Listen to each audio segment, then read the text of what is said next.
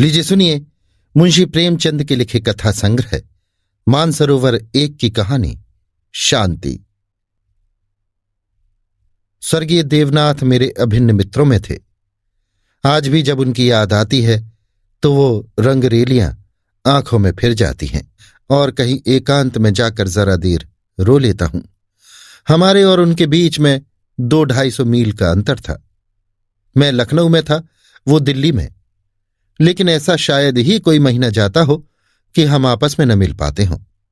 वो स्वच्छंद प्रकृति के विनोद प्रिय, सहृदय, उदार और मित्रों पर प्राण देने वाले आदमी थे, जिन्होंने अपने और पराये में कभी भेद नहीं किया। संसार क्या है और यहां लौकिक व्यवहार का कैसा निर्वाह होता है, ये उस व्यक्ति ने कभी न जानने की चेष्टा की। उनके जीवन में ऐसे कई अवसर आए जब उन्हें आगे के लिए होशियार हो जाना चाहिए था। मित्रों ने उनकी निष्कपटता से अनुचित लाभ उठाया और कई बार उन्हें लज्जित भी होना पड़ा, लेकिन उस भले आदमी ने जीवन से कोई सबक न लेने की कसम खा ली थी। उनके व्यवहार ज्यों के त्यों रहे। जैसे भोलानाथ जिए वैसे ही भोलानाथ मरे। जिस दुनिया में वो रहते थे वो निराली दुनिया थी, जिसमें संदेह, चालाकी और कपट के लिए स्थान न था। सब अपने थे, कोई गैर न था। मैंने बार बार उन्हें सचेत करना चाहा, पर इसका परिणाम आशा के विरुद्ध हुआ। मुझे कभी कभी चिंता होती थी कि उन्होंने इसे बंद न किया तो नतीजा क्या होगा। लेकिन विडंबना ये थी कि उनकी स्त्री गोपा भी कुछ उसी सांचे में ढली हुई थी। हमारी देवियों में जो एक चातुरी होती है, जो सदैव ऐसे उड़ाऊ पुरुषों की असावधानियों पर ब्रेक का काम करती है, उससे वो वंचित थी। यहां तक कि वस्त्राभूषण में भी उसे विशेष रुचि न थी। अतएव जब मुझे देवनाथ के स्वर्गारोहण का समाचार मिला और मैं भागा हुआ दिल्ली गया, तो घर में बर्तन, भांडे और मकान के सिवा और कोई संपत्ति न थी। और अभी उनकी उम्र ही क्या थी जो संचय की चिंता करते। 40 भी तो पूरे न हुए थे। यों तो लड़कपन उनके स्वभाव में ही था, लेकिन इस उम्र में प्रायः सभी लोग कुछ बेफिक्र रहते हैं। पहले एक लड़की हुई थी, इसके बाद 2 लड़के हुए। दोनों लड़के तो बचपन में ही दगा दे गए थे। लड़की बच रही थी और यही इस नाटक का सबसे करुण दृश्य था। जिस तरह का इनका जीवन था, उसको देखते इस छोटे से परिवार के लिए 200 रुपये महीने की जरूरत थी। 2-3 साल में लड़की का विवाह भी करना होगा। कैसे क्या होगा, मेरी बुद्धि कुछ काम न करती थी। इस अवसर पर मुझे ये बहुमूल्य अनुभव हुआ कि जो लोग सेवा भाव रखते हैं और जो स्वार्थ सिद्धि को जीवन का लक्ष्य नहीं बनाते, उनके परिवार को आड़ देने वालों की कमी नहीं रहती। ये कोई नियम नहीं है, क्योंकि मैंने ऐसे लोगों को भी देखा है जिन्होंने जीवन में बहुतों के साथ अच्छे सलूक किए, पर उनके पीछे उनके बाल बच्चों की किसी ने बात तक न पूछी। लेकिन चाहे कुछ हो, देवनाथ के मित्रों ने प्रशंसनीय औदार्य से काम लिया और गोपा के निर्वाह के लिए स्थायी धन जमा करने का प्रस्ताव किया। 2-1 सज्जन जो रणुए थे उससे विवाह करने को तैयार थे, किंतु गोपा ने भी उसी स्वाभिमान का परिचय दिया जो हमारी देवियों का जौहर है और इस प्रस्ताव को अस्वीकार कर दिया। मकान बहुत बड़ा था, उसका एक भाग किराए पर उठा दिया। इस तरह उसको 50 रुपये माहवार मिलने लगे। वो इतने में ही अपना निर्वाह कर लेगी। जो कुछ खर्च था वो सुन्नी की जात से था। गोपा के लिए तो जीवन में अब कोई अनुराग ही न था। इसके 1 महीने बाद मुझे कारोबार के सिलसिले में विदेश जाना पड़ा और वहां मेरे अनुमान से कहीं अधिक 2 साल लग गए। गोपा के पत्र बराबर आते रहते थे, जिससे मालूम होता था वे आराम से हैं, कोई चिंता की बात नहीं। मुझे पीछे ज्ञात हुआ कि गोपा ने मुझे भी गैर समझा और वास्तविक स्थिति छिपाती रही। विदेश से लौटकर मैं सीधा दिल्ली पहुंचा। द्वार पर पहुंचते ही मुझे भी रोना आ गया। मृत्यु की प्रतिध्वनि सी छाई हुई थी। जिस कमरे में मित्रों के जमघट रहते थे उनके द्वार बंद थे। मकड़ियों ने चारों ओर जाले तान रखे थे। देवनाथ के साथ वो श्री लुप्त हो गई थी। पहली नजर में मुझे तो ऐसा भ्रम हुआ कि देवनाथ द्वार पर खड़े मेरी ओर देखकर मुस्कुरा रहे हैं। मैं मिथ्यावादी नहीं हूं और आत्मा की देहिकता में मुझे संदेह है, लेकिन उस वक्त एक बार मैं चौंक जरूर पड़ा। हृदय में एक कंपन सा उठा, लेकिन दूसरी नजर में प्रतिमा मिट चुकी थी। द्वार खुला। गोपा के सिवा खोलने वाला ही कौन था? मैंने उसे देखकर दिल थाम लिया। उसे मेरे आने की सूचना थी और मेरे स्वागत की प्रतीक्षा में उसने नई साड़ी पहन ली थी और शायद बाल भी गुथा लिए थे। पर इन 2 वर्षों के समय ने उस पर जो आघात किए थे उन्हें क्या करती।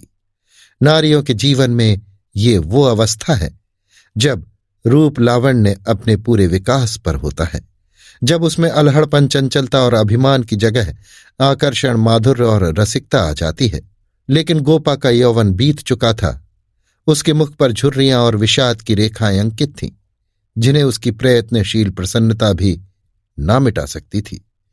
केशों पर सफेदी दौड़ चली थी और एक एक अंग बूढ़ा हो रहा था। मैंने करुण स्वर में पूछा, क्या तुम बीमार थी गोपा? गोपा ने आंसू पीकर कहा, नहीं तो, मुझे कभी सिरदर्द भी नहीं हुआ। तो तुम्हारी ये क्या दशा है?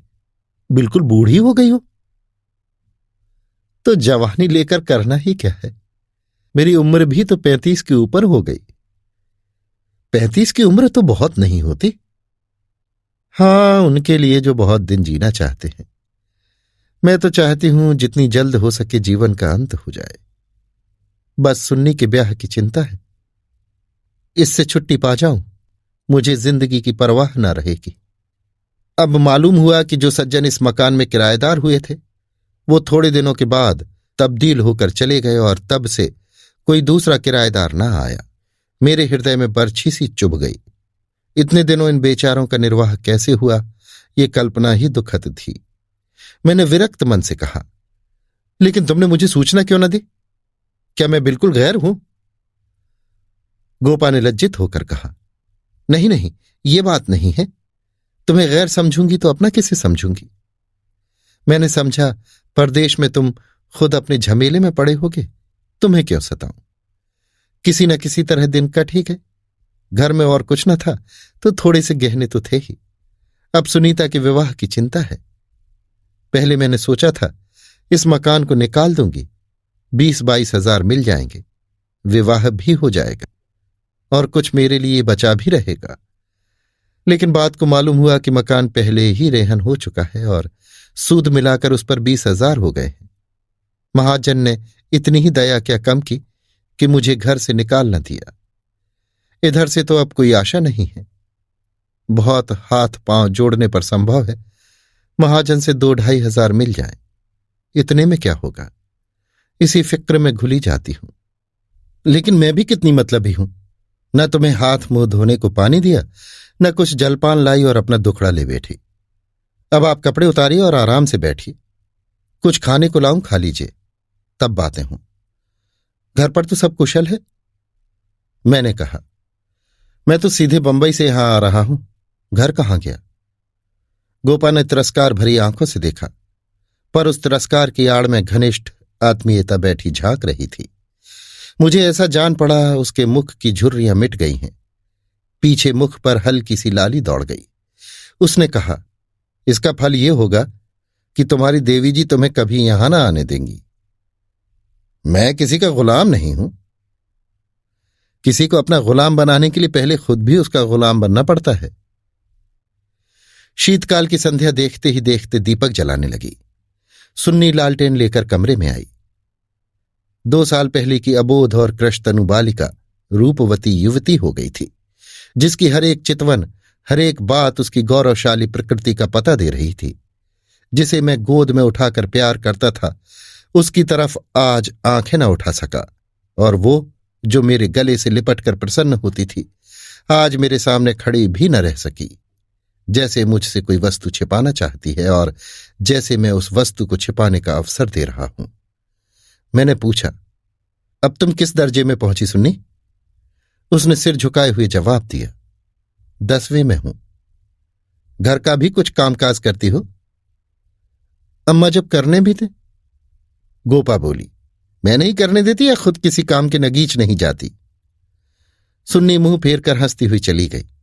मां की दुलारी लड़की थी।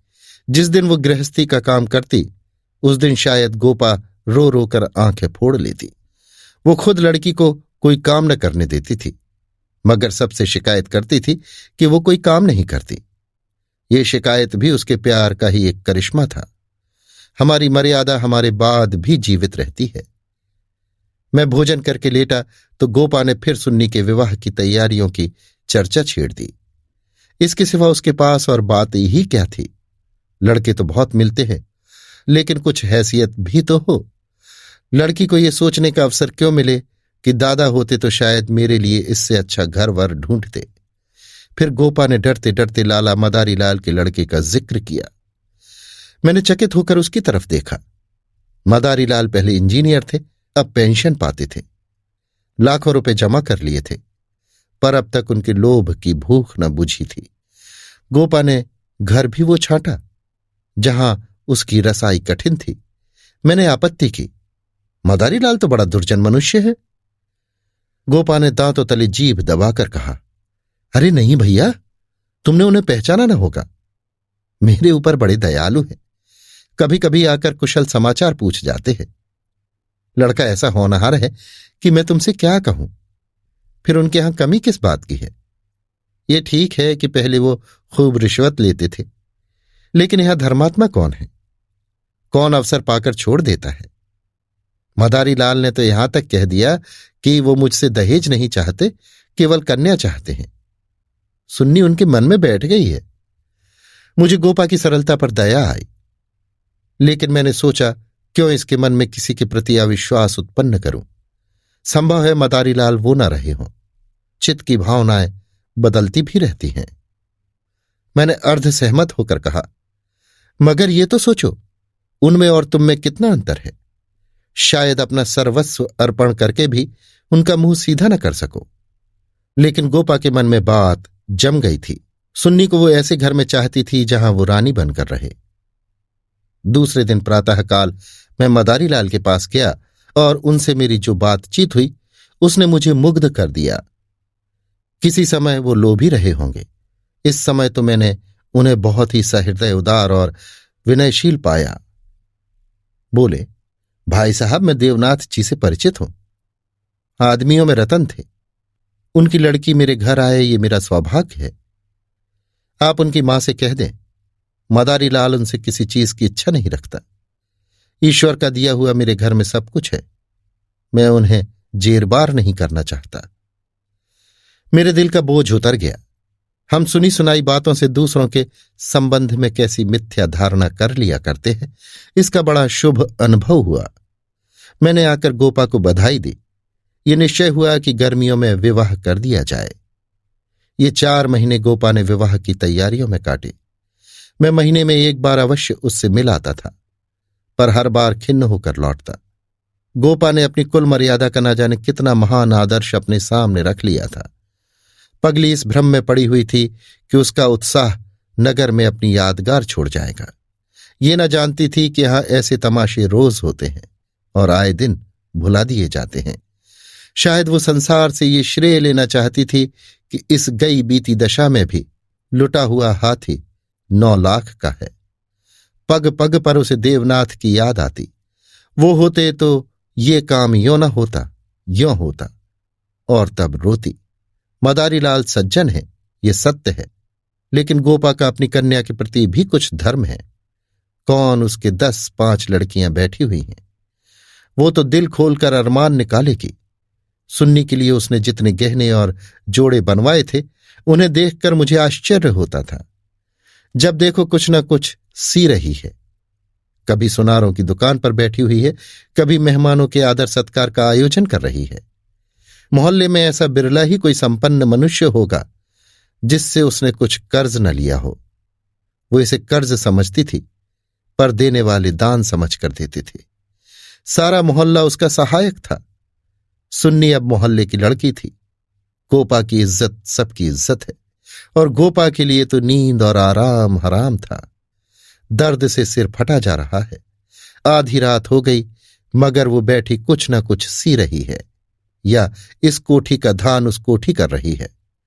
कितनी वात्सल्य से भरी आकांक्षा थी, जो कि देखने वालों में श्रद्धा उत्पन्न कर देती थी। अकेली औरत, और वो भी आधी जान की। क्या क्या करे।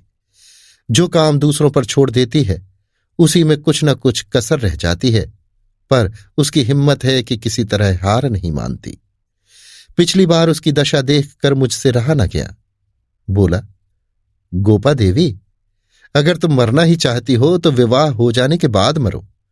मुझे भय है कि तुम उसके पहले ही न चल दो। गोपा का मुरझाया हुआ मुख प्रमुदित हो उठा। बोली, उसकी चिंता न करो भैया, विधवा की आयु बहुत लंबी होती है। तुमने सुना नहीं, रांड मरे न खंडहर ढहे। लेकिन मेरी कामना यही है कि सुन्नी का ठिकाना लगाकर मैं भी चल दूं। अब और जीकर क्या करूंगी सोचो। क्या करूं? अगर किसी तरह का विघ्न पड़ गया तो किसकी बदनामी होगी। इन 4 महीनों में मुश्किल से घंटा भर सोती होंगी, नींद ही नहीं आती। पर मेरा चित्त प्रसन्न है। मैं मरूं या जीऊं, मुझे ये संतोष तो होगा कि सुन्नी के लिए उसका बाप जो कर सकता था वो मैंने कर दिया। मदारी लाल ने अपनी सज्जनता दिखाई तो मुझे भी तो अपनी नाक रखनी है। एक देवी ने आकर कहा, बहन जरा चलकर देख लो चाशनी ठीक हो गई है या नहीं। गोपा उसके साथ चाशनी की परीक्षा करने गई और एक क्षण के बाद आकर बोली, जी चाहता है सिर पीट लूं। तुमसे जरा बात करने लगी, इधर चाशनी इतनी कड़ी हो गई कि लड्डू दांतों से लड़ेंगे। किससे क्या कहूं। मैंने चिढ़कर कहा, तुम व्यर्थ झंझट कर रही हो। क्यों नहीं किसी हलवाई को बुलाकर मिठाइयों का ठेका दे देती। फिर तुम्हारे यहां मेहमान ही कितने आवेंगे जिनके लिए तुमार बांध रही हो। 10-5 की मिठाई उनके लिए बहुत होगी। गोपा ने व्यथित नेत्रों से मेरी ओर देखा। मेरी ये आलोचना उसे बुरी लगी। उन दिनों उसे बात बात पर क्रोध आ जाता था। बोली, भैया तुम ये बातें न समझोगे। तुम्हें न मां बनने का अवसर मिला न पत्नी बनने का। सुन्नी के पिता का कितना नाम था, कितने आदमी उनके दम से जीते थे, क्या ये तुम नहीं जानते। वो पगड़ी मेरे ही सिर तो बंधी है। तुम्हें विश्वास न आएगा, नास्तिक जो ठहरे, पर मैं तो उन्हें सदैव अपने अंदर बैठा पाती हूं। जो कुछ कर रहे हैं वो कर रहे हैं। मैं मंद बुद्धि स्त्री भला अकेली क्या कर देती।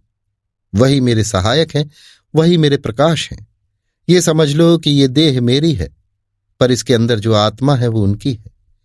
जो कुछ हो रहा है उनके पुण्य आदेश से हो रहा है।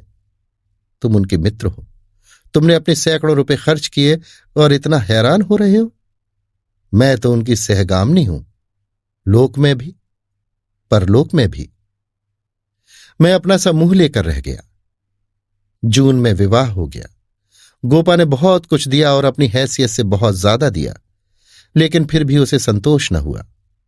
आज सुन्नी के पिता होते तो न जाने क्या करते।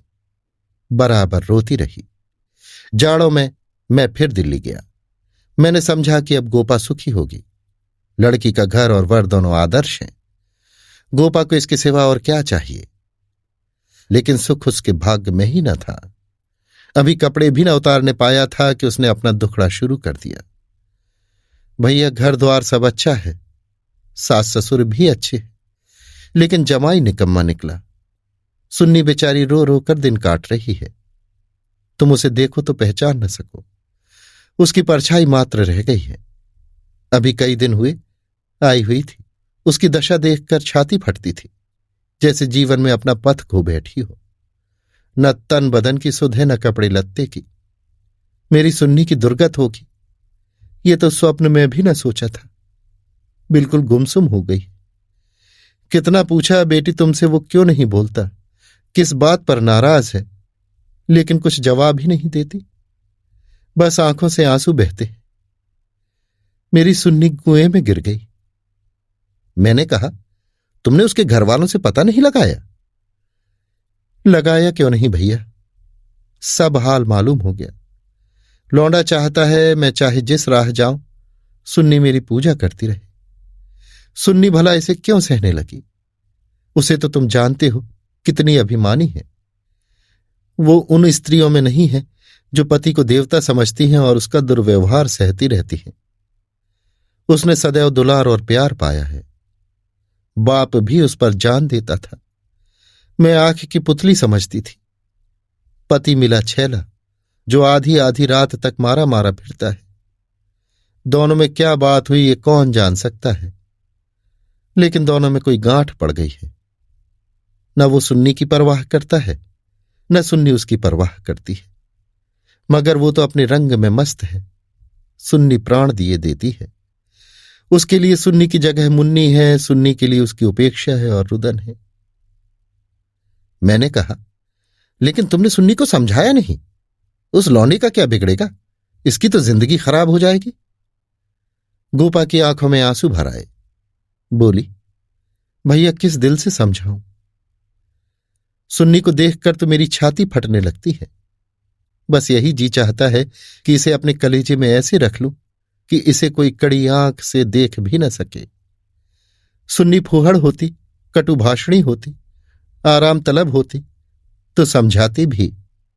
क्या ये समझाऊं कि तेरा पति गली गली मुंह काला करता फिरे, फिर भी तू उसकी पूजा किया कर। मैं तो खुद ये अपमान न सह सकती।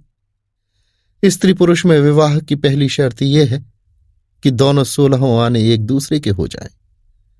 ऐसे पुरुष तो कम हैं जो स्त्री को जौ भर विचलित होते देखकर शांत रह सके, पर ऐसी स्त्रियां बहुत हैं जो पति को स्वच्छंद समझती हैं। सुन्नी उन स्त्रियों में नहीं। वो अगर आत्मसमर्पण करती है तो आत्मसमर्पण चाहती भी है, और यदि पति में ये बात न हुई तो वो उससे कोई संपर्क न रखेगी, चाहे उसका सारा जीवन रोते कट जाए। ये कहकर गोपा भीतर गई और एक सिंगारदान लाकर उसके अंदर के आभूषण दिखाती हुई बोली, सुन्नी इसे अब की यहीं छोड़ गई, इसीलिए आई थी। ये वे गहने हैं जो मैंने ना जाने कितना कष्ट सहकर बनवाए थे। इसके पीछे महीनों मारी मारी फिरी थी, यों कहो कि भीख मांगकर जमा किए थे। सुन्नी अब इनकी ओर आंख उठाकर भी नहीं देखती। पहने तो किसके लिए, सिंगार करे तो किस पर। 5 संदूक कपड़ों के दिए थे। कपड़े सीते सीते मेरी आंखें फूट गईं। ये सब कपड़े उठाती लाई। इन चीजों से उसे घृणा हो गई। बस कलाई में 2 चूड़ियां और एक उजली साड़ी, यही उसका सिंगार है। मैंने गोपा को सांत्वना दी, मैं जाकर केदारनाथ से मिलूंगा, देखूं तो वो किस रंग ढंग का आदमी है। गोपा ने हाथ जोड़कर कहा, नहीं, भूलकर भी न जाना। सुन्नी सुनेगी तो प्राण ही दे देगी। अभिमान की पुतली ही समझो उसे। रस्सी समझ लो, जिसके जल जाने पर भी बल नहीं जाते। जिन पैरों से उसे ठुकरा दिया है उन्हें वो कभी न सहलाएगी। उसे अपना बनाकर कोई चाहे तो लौंडी बना ले, लेकिन शासन तो उसने मेरा न सहा, दूसरों का क्या सहेगी। मैंने गोपा से उस वक्त कुछ न कहा, लेकिन अवसर पाते ही लाला मदारीलाल से मिला। मैं रहस्य का पता लगाना चाहता था। संयोग से पिता और पुत्र दोनों ही एक जगह पर मिल गए। मुझे देखते ही केदार ने इस तरह झुककर मेरे चरण छुए कि मैं उसकी शालीनता पर मुग्ध हो गया। तुरंत भीतर गया और चाय, मुरब्बा और मिठाइयां लाया। इतना सौम्य, इतना सुशील, इतना विनम्र युवक मैंने न देखा था। ये भावना ही न हो सकती थी कि इसके भीतर और बाहर में कोई अंतर हो सकता है। जब तक रहा सिर झुकाए बैठा रहा। उच्छृंखलता तो उसे छू भी नहीं गई थी। जब केदार टेनिस खेलने गया तो मैंने मदारीलाल से कहा, केदार बाबू तो बहुत सच्चरित्र जान पड़ते हैं, फिर स्त्री पुरुष में इतना मनोमालिन्य क्यों हो गया है। मदारीलाल ने एक क्षण विचार करके कहा, इसका कारण इसके सिवा और क्या बताऊं कि दोनों अपने माँ बाप के लाडले हैं और प्यार लड़कों को अपने मन का बना देता है। मेरा सारा जीवन संघर्ष में कटा, अब जाकर जरा शांति मिली। भोग विलास का कभी अवसर ही न मिला। दिन भर परिश्रम करता था, संध्या को पढ़कर सो जाता था। स्वास्थ्य भी अच्छा न था, इसलिए बार बार ये चिंता सवार रहती थी कि संचय कर लूं, ऐसा न हो कि मेरे पीछे बाल बच्चे भीख मांगते फिरें। नतीजा ये हुआ कि इन महाशय को मुफ्त का धन मिला, सनक सवार हो गई, शराब ओढ़ने लगी। फिर ड्रामा खेलने का शौक हुआ। धन की कमी थी ही नहीं, उस पर माँ बाप के अकेले बेटे, उनकी प्रसन्नता ही हमारे जीवन का स्वर्ग थी। पढ़ना लिखना तो दूर रहा, विलास की इच्छा बढ़ती गई। रंग और गहरा हुआ। अपने जीवन का ड्रामा खेलने लगे। मैंने ये रंग देखा तो मुझे चिंता हुई। सोचा ब्याह कर दूं, ठीक हो जाएगा। गोपा देवी का पैगाम आया तो मैंने तुरंत स्वीकार कर लिया। मैं सुन्नी को देख चुका था। सोचा ऐसी रूपवती पत्नी पाकर इनका मन स्थिर हो जाएगा, पर वो भी लाडली लड़की थी, हठीली, अबोध, आदर्शवादिनी। सहिष्णुता तो उसने सीखी ही ना थी। समझौते का जीवन में क्या मूल्य है इसकी उसे खबर ही नहीं। लोहा लोहे से लड़ गया। वो अभिमान से पराजित करना चाहती है, ये उपेक्षा से। यही रहस्य है। और साहब, मैं तो बहू को ही अधिक दोषी समझता हूं। लड़के प्रायः मनचले होते हैं। लड़कियां स्वभाव से ही सुशील होती हैं और अपनी जिम्मेदारी समझती हैं। उसमें ये गुण ही नहीं। डोंगा कैसे पार होगा ईश्वर ही जाने। सहसा सुन्नी अंदर से आ गई, बिल्कुल अपने चित्र की रेखा सी, मानो मनोहर संगीत की प्रतिध्वनि हो। कुंदन तप कर भस्म हो गया था। मिटी हुई आशाओं का इससे अच्छा चित्र नहीं हो सकता। उलाहना देती हुई बोली, आप ना जाने कब से बैठे हुए हैं, मुझे खबर तक नहीं, और शायद आप बाहर ही बाहर चले भी जाते। मैंने आंसुओं के वेग को रोकते हुए कहा, नहीं सुन्नी, ये कैसे हो सकता था? तुम्हारे पास आ ही रहा था कि तुम स्वयं आ गई। मदारीलाल कमरे के बाहर अपनी कार की सफाई करने लगे। शायद मुझे सुन्नी से बात करने का अवसर देना चाहते थे। सुन्नी ने पूछा, अम्मा तो अच्छी तरह है? हाँ, अच्छी है। तुमने अपनी ये क्या गत बना रखी है? मैं अच्छी तरह से हूं। ये बात क्या है? तुम लोगों में ये क्या अनबन है? गोपा देवी प्राण दिए डालती हैं, तुम खुद मरने की तैयारी कर रही हो। कुछ तो विचार से काम लो। सुन्नी के माथे पर बल पड़ गए। आपने नाहक ये विषय छेड़ दिया चाचा जी। मैंने तो ये सोचकर अपने मन को समझा लिया कि मैं अभागिन हूं। बस उसका निवारण मेरे बूते से बाहर है। मैं उस जीवन से मृत्यु को कहीं अच्छा समझती हूं जहां अपनी कदर न हो। मैं व्रत के बदले व्रत चाहती हूं। जीवन का कोई दूसरा रूप मेरी समझ में नहीं आता। इस विषय में किसी तरह का समझौता करना मेरे लिए असंभव है। नतीजे की मैं परवाह नहीं करती। लेकिन नहीं चाचा जी, इस विषय में अब कुछ न कहिए, नहीं तो मैं चली जाऊंगी। आखिर सोचो तो। मैं सब सोच चुकी और तय कर चुकी। पशु को मनुष्य बनाना मेरी शक्ति से बाहर है। इसके बाद मेरे लिए अपना मुंह बंद करने की सिवा और क्या रह गया था? मई का महीना था। मैं मंसूरी गया हुआ था कि गोपा का तार पहुंचा। तुरंत आओ, जरूरी काम है। मैं घबरा तो गया, लेकिन इतना निश्चित था कि कोई दुर्घटना नहीं हुई है। दूसरे दिन दिल्ली जा पहुंचा। गोपा मेरे सामने आकर खड़ी हो गई, निस्पंद, मूक, निष्प्राण, जैसे तपेदिक की रोगी हो। मैंने पूछा, कुशल तो है? मैं तो घबरा उठा। उसने बुझी हुई आंखों से देखा और बोली, सच? सुन्नी तो कुशल से है। हाँ, अच्छी तरह है। और केदारनाथ? वो भी अच्छी तरह है। तो फिर माजरा क्या है? कुछ तो नहीं? तुमने तार दिया और कहती हो कुछ तो नहीं।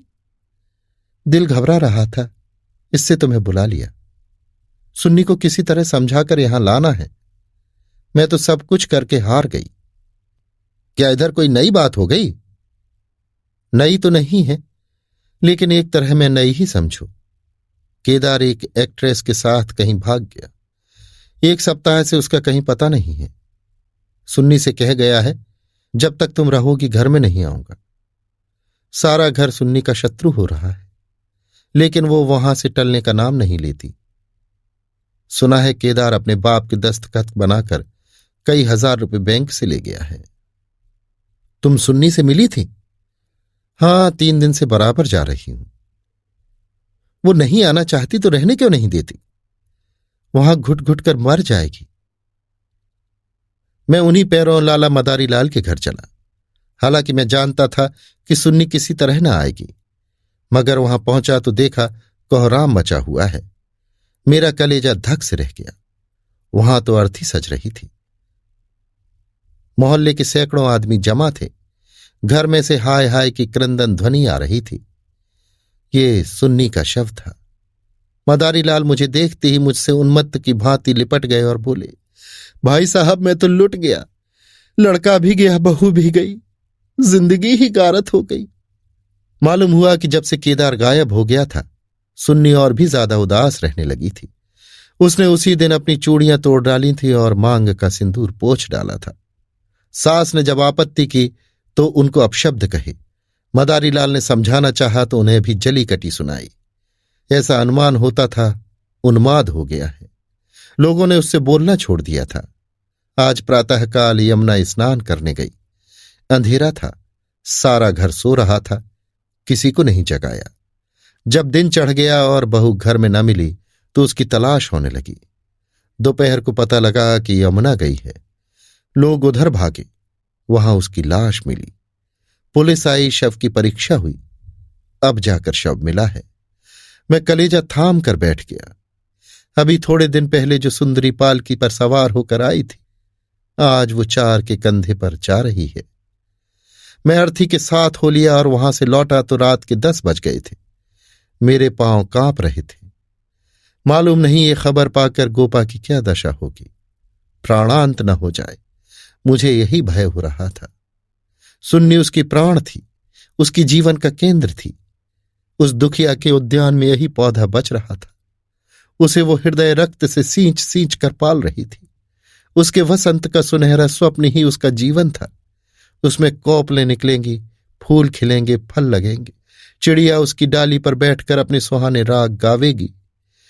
किंतु आज निष्ठुर नियति ने उस जीवन सूत्र को उखाड़ कर फेंक दिया और अब उसके जीवन का कोई आधार न था। वो बिंदु ही मिट गया था जिस पर जीवन की सारी रेखाएं आकर एकत्र हो जाती थी। दिल को दोनों हाथों से थामे मैंने जंजीर खटखटाई। गोपा एक लालटेन लिए निकली।